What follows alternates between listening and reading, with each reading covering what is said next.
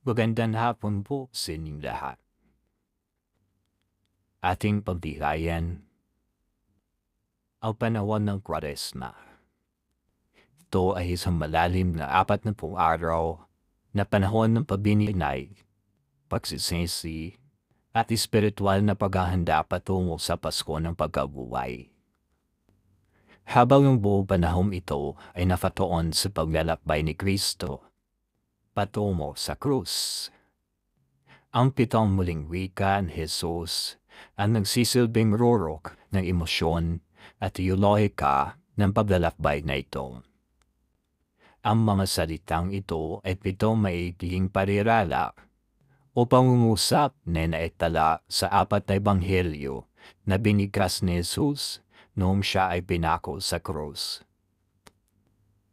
Ang mga ito ay hindi lamang sa historical na tala. Ang mga ito ay tinuturing na huling pamana ni Jesus. Isang gabay ng pagpapatawan, pagkatao, at ganap na pagtitiwala sa Diyos.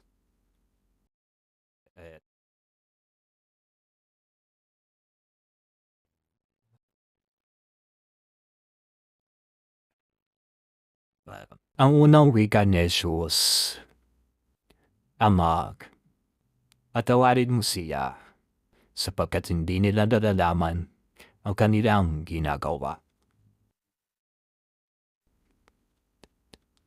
Sa bawat pagpatat ng luha sa ibabaw ng mga reviewer na hindi na natin maunawaan dahil sa sobrang pagod at sa bawat buntong hininga habang naghihintay ng jeep pauwi sa ilalim ng ulan, madalas nating itanong, para saan pa ba ang lahat ng ito?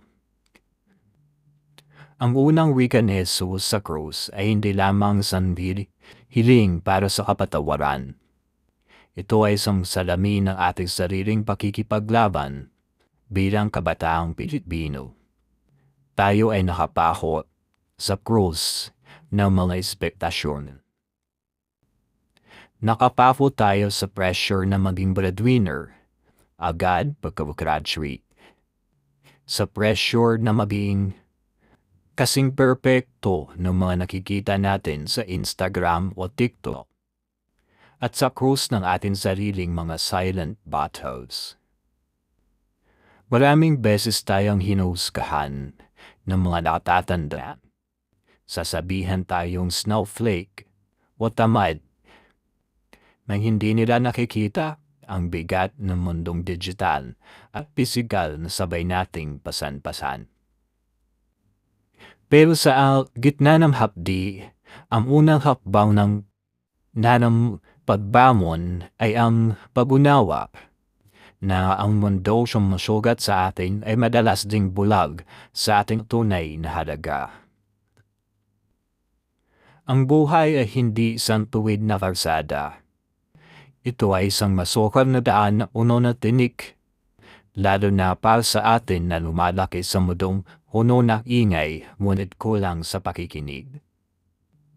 Marami sa inyo ngayon ang dumaranas ng paghating hindi ninyo masabi kahit sa sariling magulang dahil baka sabihin lang na nag-i-inafte kayo.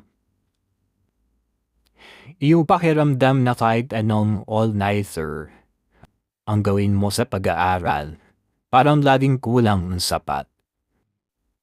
Iyong pakiramdam na ang pangarap mo halos sa hirap ay parang isang malayong bituin na habang sinusubukan abutin ay lalong lumalayo dahil sa taas ng presyo ng bilihin at baba ng tingin sa iyong kakayahan.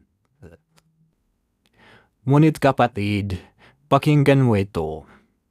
Ang mga sugat na tinatamo mo ngayon, ang pagkapagod sa OJT, ang rejection sa unang trabaho, ang sakit na malamig na pakikitungo ng pamilya, ang siyang magiging mapa ng iyong tagumpay. Ang bawat pagkabigo ay hindi isang tuldok kundi isang kuwit.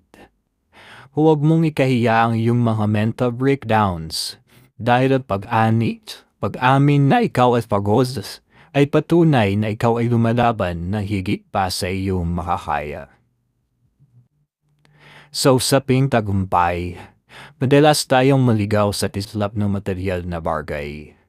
Akalain natin, success na pagkakaroon ng pinakabagong iPhone o ang pagiging sikat. Pero ang tunay na tagumpay ay matatagpuan sa sining ng pagbangon mula sa burnout.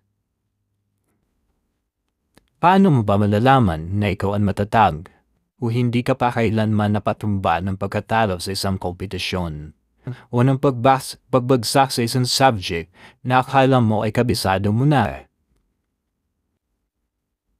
Ang tagumpay ay hindi nasusukat sa dami ng iyong likes o followers, kundi sa dami ng beses na pinili mong magpatuloy kahit pakiramdam mo ay failure ka na sa mata ng lipunan.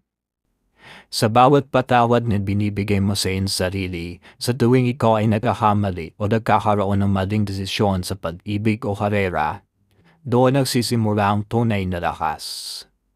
Ang pagsusumamo natin sa langit sa gitna ng hating gabi habang nakatingin sa kisame ay hindi tanda ng kahinaan, kundi isang matapang na pag-amin na tayo ay tao lamang na naghahanap na diwanang sa gitna ng dilim. Paano nga ba lupigin ang dagok ng buhay sa panahong ito? Sa pamamagitan ng pagyakap sa iyong sariling timeline, huwag kang mabulag sa kinan ng tagumpay ng iyong mga kabatchmate na parang nabot na ang lahat habang ikaw ay nagsisimula pa lamang.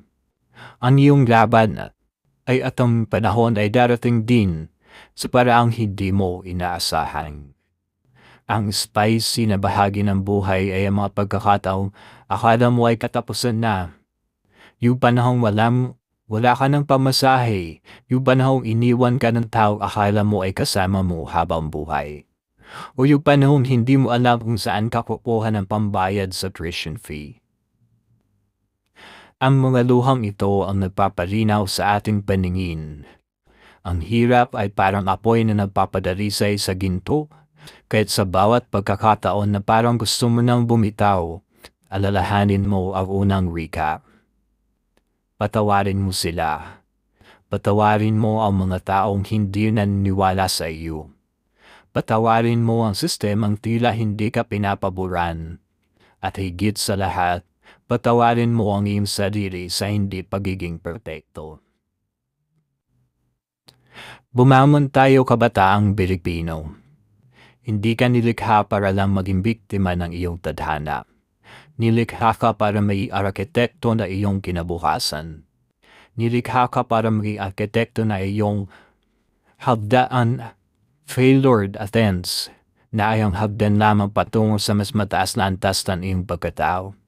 Huwag mong hayaang nakawin ng pighati ang iyong kakayahan mangarap ng bisin.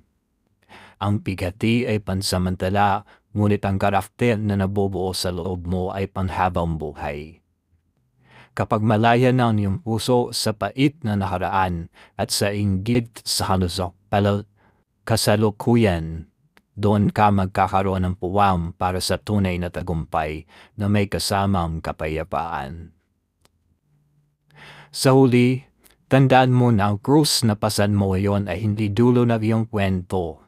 Tulad ni Kristo, ang bawat pagkamatay ng ating mga maling hangarin ay nagbibigay daan sa isang mas maluwalhating muling pagkabuhay. Hindi ka mag-isa sa iyong pighati, kaysa mo ang bawat kabataang Pilipino na nangangarap din sa ilalim ng parehong danig. Gawin mong gasolina ang bawat sana at bakit para paandarin ang iyong determinasyon. Balang araw, ikaw naman ang tatayo sa entablado ng buhay, hindi para ipakita ang iyong mga medalya, kundi para ipakita ang iyong mga peklat at sabihin, dahil hindi ako sumuko, narito ako.